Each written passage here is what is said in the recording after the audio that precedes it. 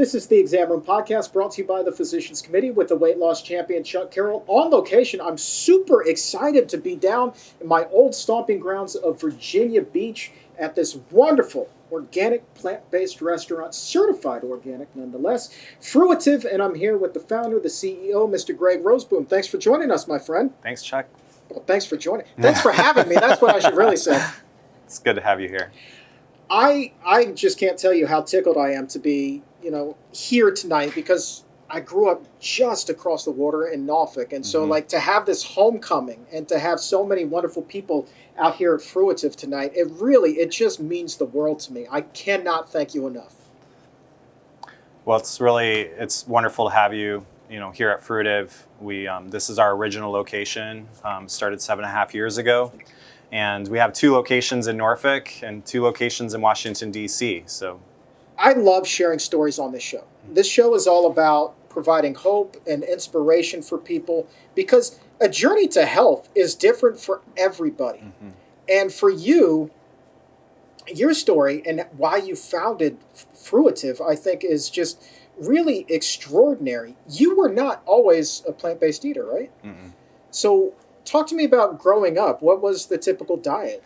So we grew up with, I'd say a standard American diet, although on the healthier end of the standard American diet. And what I mean by that is my dad always had this phrase, and I think I heard it every day growing up, and it was, eat your fruits and vegetables.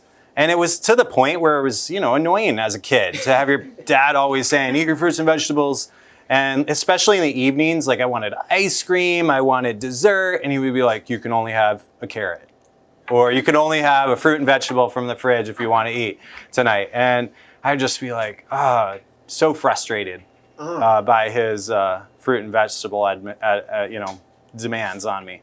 And, as I got older, I got into my teen years. In my later teen years, I actually decided to go plant-based. And so my parents were encouraging it. And my parents weren't 100% plant-based, but I think they knew that fruits and vegetables are meant for the human body. Right. And so in my older teen years, I made the decision with the encouragement of my parents to go 100% plant-based. And I was so excited, eating these big salads, and my parents are excited. And then I had an opportunity to go to a friend's house, and I was really tempted to, break my plant-based diet, and I did. And I just immediately felt really guilty and ashamed. Why? I believed plant-based was right. I believed that it was the right thing for me to do, and I just embraced it with my whole heart. And so as soon as I broke that diet, just shame came in, and I felt guilty for having a little butter on my toast. I felt guilty for drinking milk or eating pizza or having some meat. And that really started a 2-year process of me trying to eat plant-based and trying to be vegan, but always being tempted to eat what everyone else was eating. Sure. And it was really this really bad diet cycle of guilt and shame, and it wasn't healthy. It wasn't healthy because I was feeling guilty every time I ate something that wasn't right, and feeling, in my mind, wasn't right, and feeling successful every time I ate that salad. And so after about 2 years, I finally had enough of it. And I said, you know what? I had enough. This is what I said. I said, I've had enough salads in my life that I never need to eat a salad again. And so I just threw plant-based living out. That started me on a journey of just going to fast food restaurants and buying the cheapest thing I could get, which was usually McDonald's or Wendy's, and picking from the dollar menu. And I was so dumb that I didn't associate it, but all of a sudden I started getting headaches all the time. Pretty consistently, about 3 mornings a week on average, I was waking up with a headache, having a headache through the day. And that lasted for many years. Wow. Finally, I got married. My wife was really concerned about the amount of headaches I was getting, the frequency. So she said, I'm going to start a food journal. And what she did is she started a journal where every time I ate, she would record exactly what I ate. So if I was out, she'd just say, what did you eat today? This is what you ate for lunch. She would write it down. So as she began writing it down, she began tracing it to, oh, wow, you had McDonald's today and you got a headache right afterwards. And you get a migraine the next morning that you woke up with. And so then she'd say, okay, let's cut this out. And then she'd make some food and she'd put like, some broth, and she'd use some cubes for the broth. And then I would get this massive migraine. And then she would say, oh, I wonder if it's the MSG. And, the more we kept that food journal, the more she traced it back to highly processed foods, all fast foods. I stopped going to any fast food restaurant. And then when she did her grocery shopping, started buying more natural foods. Now, at the time, we didn't go 100% plant-based, but she was, at that time, starting to go towards buying organic ingredients and cooking, all of our food pretty much made fresh at home. And it didn't eliminate my headaches, but it definitely brought my headaches from 3 or 4 times a week down to 1 or 2 times a week. Yeah, so by 2011, I would say that I came back to the place again in my life where I believed that plant-based was the best way to live. Mm-hmm.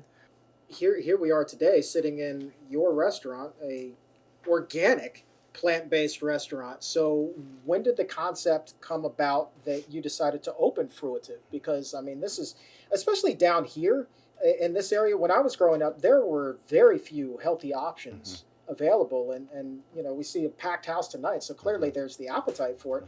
But when did the idea pop into your head, like, man, I should really bring this to the community?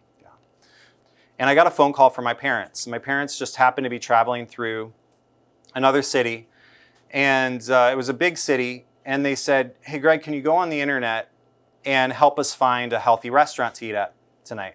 So I get online, and I start searching for a healthy restaurant, and I couldn't find one. And I remember thinking, why are there not more healthy restaurants out there? And I had traveled a lot with my family, and every time we went to, on our trips around the country, there just was not very many options. And then it hit me. I said, I need to start a healthy restaurant. There it is.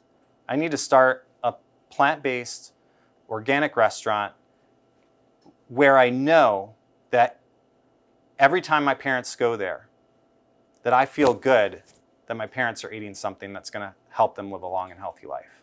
I knew the optimal diet. I knew it was going to be plant-based from day one, that it was going to be fruits and vegetables. But I'll confess, I still wasn't 100% plant-based when I started this. Yeah, let me stop you, because I think that this is really an important part of your story that people need to pay attention to, because it's a journey for a lot of people to get to being 100% plant-based. And there can't be that judgment as somebody's just getting going if they're only 5% there, 10% there, 80% there. They're trying, and this is so important. So listen carefully to what this man has to say. Fruitive means able to produce enjoyment, or able to produce fruit. And I said, that's it. And so I quickly searched to see if the domain was available, and somebody was selling it for $999. And I bought it. Squatter. So we started Fruitive, and the opening of this location, we opened on May 25, 2012. And I didn't want to tell anybody we were opening. So we did zero advertising, and the reason is because I didn't know what I was doing. So it's like, okay, we're going to open this restaurant, and I'd never worked in a restaurant before. So we're just not going to tell anybody that we're opening. And hopefully, just a few people will walk in and we'll practice on them. Okay. So we had, I put brown paper in the windows, and we put a little sign out there, and the day that we opened, we pull the paper out of the windows, and all of a sudden, everybody in the shopping center that had been curious of what the brown paper was doing in the windows for the last 4 months, they all decided to come. And we ran out of all of our ingredients, completely ran out. So after 2 days of not sleeping, I spent all night going and filling the carts with bananas. I went to Trader Joe's and piled it high with bananas, the whole cart. And they looked at me like I had monkeys in my backyard or something. And so we shopped, and I got back here, and we prepped everything. We got ready for the second day. And that second day we were open, the 26th, it was Memorial Day weekend. I had to go back out in the morning to do a little bit more shopping, so I didn't sleep all night again for the third night. I pull up, and we were supposed to open at 10, and it was 9:40. And I pull up, and there was a crowd of people waiting outside. Oh, man. And what happened is all the people that had come the day before decided to bring their family and friends. And I hadn't slept for 4 days, so I had no emotional control. There was a song on the radio, and the song was, it was all about love. And I just broke down crying. Wow. I looked at the crowd of people outside, and I saw, people embracing this idea of a healthy restaurant. And I had done it because I love my parents, I love my family, and I love my community. And I wanted to treat my community the way I want my parents treated, and the way I want my children treated. And I saw them embracing the concept right from the beginning. Because I'm the founder and CEO of a plant-based restaurant, I would read all the news. So as I was reading the news, I would see what PCRM was putting out. I would see other research coming out. I would read the books. And as I saw the research that was coming out and the facts behind how healthy a plant-based diet is, and as I saw the research on the environmental impacts of the meat industry, I just began to desire not to eat meat anymore. Right. I just lost the desire for it. I lost the desire for cheese. I lost the desire for milk. And around the time I turned 40, a year and a half ago, I finally got to the place where I had no desire for it anymore. As soon as I went fully plant-based, the headache stopped. I want to go back before we wrap this up to the environmental aspect, which is so important to you as well. And I don't think that a lot of people realize just how much water it takes to produce a single pound of ground beef. And you kind of had this epiphany. You had something happen at your house that you kind of share the story with people, and it's like, oh, wow, that's how much goes into that one hamburger? Tell us about that. So I have a 5-year-old, and we had this outdoor faucet. And the 5-year-old was playing outside and one evening. And then we all came in, we had dinner together, went to bed. And around maybe, sometime in the early morning hours, I was laying there awake, and I heard this strange noise. And I was like, what is that? And come to find out, my 5-year-old had left the faucet on all night long. Oof. So that hurt. And I was just like, oh, we wasted all that water. So I decided to do the math. How much water did we waste that night? And the math was 2,000 gallons of water. Then I looked online and I did the calculation, and actually that's just a small meal of beef. It's like a pound of beef, if that. There's no one else that's going to take care of the earth. We humans are it. And so when we see things like the deforestation that's happening around the world, and we see, how much forests and rainforests are being decimated in order to make room for the meat industry, we have to be concerned. And each one of us makes a choice every time we eat, is this meal helping the planet or not? But Greg Roseboom, thank you so very much for your time, and thank you so very much for letting us bring the show to Fruitive here in Virginia Beach. If you like that interview and you want more of it, go ahead and subscribe to this YouTube channel. Leave a nice comment below. And for the full interview, also head over to Apple Podcast and subscribe to the Exam Room Podcast by the Physicians Committee. New episodes with information and inspiration each and every Wednesday.